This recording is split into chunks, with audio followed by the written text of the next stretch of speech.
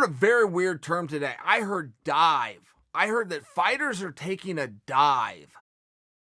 They even tried to use, by example, Jean Volante's tap out to Green over the weekend.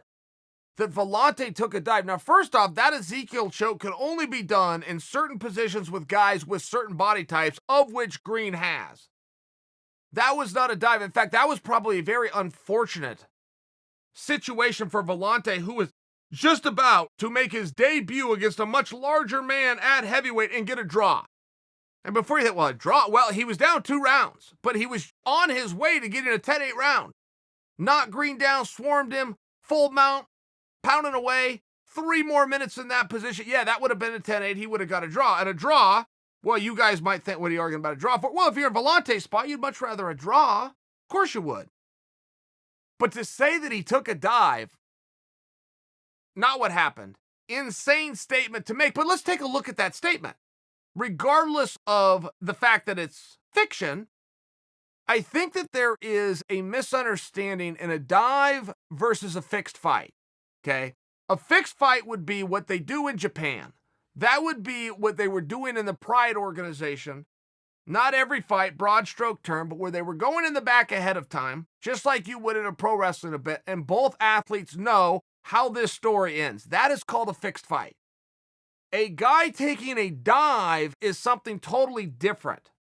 That is where he just doesn't want to be in there. He finds a way out and does his absolute best to make it look real for the cameras. Many people believed Bruce Seldon versus Mike Tyson was a fixed fight. That wasn't a fixed fight. That was Bruce Seldon taking a dive. There is a significant difference. And many people who Mike Tyson fought took dives. Many people that Anderson Silva fought took dives. But that's just your human element. That's fight or flight. And that can happen right in the bravest guys in the world, and they walk out there and they do everything right and they worked hard, and inside, boy, they couldn't flip that switch. And it was fight or flight, and they chose to flight. That's a very real thing. That's never going to go away. And if you identify that, okay, great. Most submissions that you see in MMA today are a dive. That is basic logic. I will take you back to one of the greatest jiu-jitsu practitioners to ever do it. His name is Royce Gracie. I will take you back to all of the guys that he fought who had never been a day in jiu-jitsu gym. So they were white belts. White belts taken on amongst the greatest jiu-jitsu guys to have ever done it. Can we all agree to that? Of course we can. That's just a fact. And many of those fights took Royce a meaningful amount of time. Jiu-jitsu was not designed like, say, boxing or kickboxing. Boom, boom, we're done. Nothing to see here. It wasn't designed for that. It was designed to take some energy out of a guy, hold him close, protect yourself, wait for the right moment, lock him up, tap him, and get up and go home after you prove your point. That point is further supported by fact that as soon as mixed martial arts went to a 5-minute round system where the position was going to be broken, you'd be sent to your corner to get instruction and restarted within your feet, Royce Gracie quit doing the sport. Now, this wasn't secretive. Royce is just, that's not the sport anymore. That's different. And when Royce stopped doing the sport, he went right back into the practice room and he started learning new skills, and it took him a period of time. Then he came back. But he had to leave the sport because that wasn't what he was doing. Now, this isn't about Royce Gracie. It is about the point that it takes jiu-jitsu a meaningful period of time, including on day one when one of the great jiu-jitsu players of all time took on guys who had never even heard the sport. Couldn't spell jiu-jitsu, had never been to a jiu-jitsu practice, and he could not finish them within 5 minutes. Within the round system. It was a very challenging thing. So now you have guys that are just black belts against black belts. Everybody's in there. That's a broad stroke term, but everybody knows how to stop the submissions, but you're still seeing submissions. Well, that's not because jiu-jitsu is so good or it's gotten better, or taking off the gi is somehow smarter than no gi. It's none of those things. It's fatigue. It's fear. It's looking for a way out. That's what fighting is, though.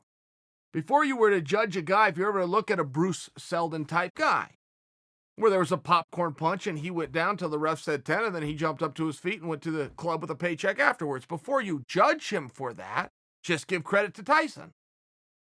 That's what the sport is.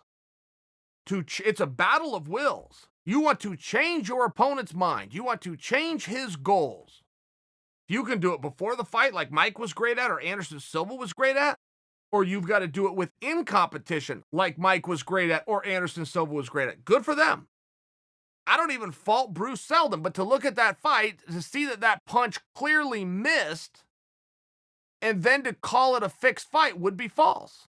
I'll give you another example. There was a guy from Oregon. I've known him and trained with him, and I'm losing. Gerald Strevet was his name, fought Josh the Punk Thompson in a UFC fight. And Josh threw a punch at him that missed. And Gerald goes to sleep. Sound asleep, they stop the fight.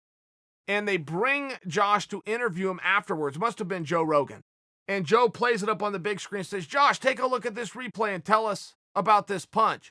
And they throw it and the punch misses, clearly, on the replay. Josh Thompson looks at Joe Rogan and says, I think it missed. That's a reality. That's not a fixed fight or shame on Josh. That's good for Josh. Josh did something in that fight that made his opponent say, I got to get out of here. I need to get out of here in one piece. I already know how this is going to end. It's not going to end well. Now, that could be a shameful thing, certainly an embarrassing thing to be caught on tape. What I'm trying to prove for you is the distinction in verbiage between fixed fight and dive.